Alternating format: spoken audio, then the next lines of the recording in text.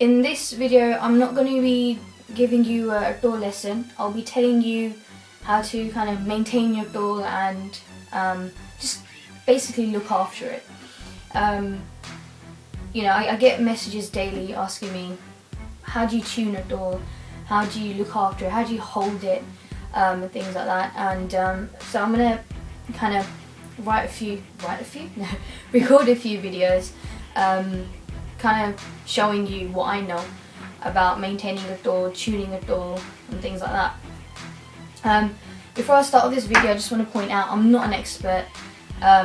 You know, people automatically think because I'm teaching I know everything that there is to know about Dhol. No, I don't. I say it every time. I'm still learning myself and I'm bound to be doing things that are wrong. If I am, I'm more than happy for you guys to correct me. Send me a message, tell me this is what I'm doing wrong. More than happy to correct myself. So yeah, I'm not an expert, just remember that. Anything I do tell you, I've learnt it myself or I've gathered it through experience. So yeah, that's basically me.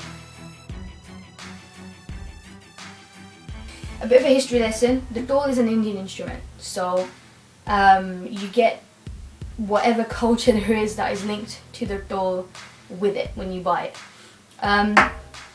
In the Indian culture, it's anything that you learn from, anything educational, you don't touch with your feet.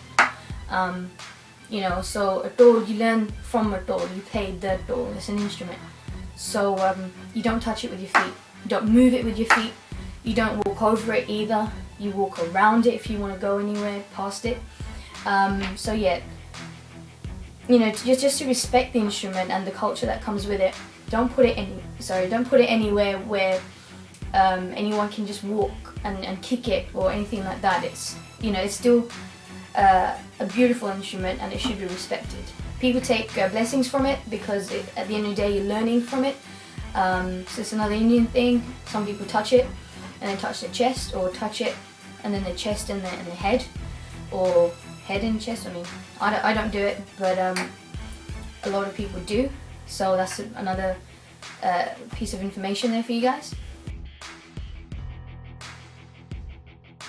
So you have two sides. You have a goat skin, well, it's usually goat skin, and you have a treble which is plastic.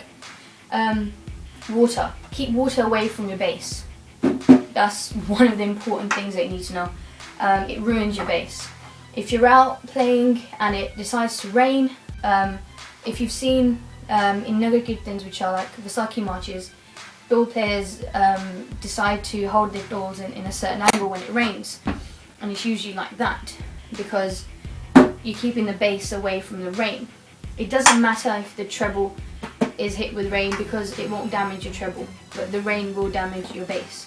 Now I haven't you know, stuck my Dhol out in the rain for so long that, you know, I can see the damages caused by rain, so I don't even know exactly what happens.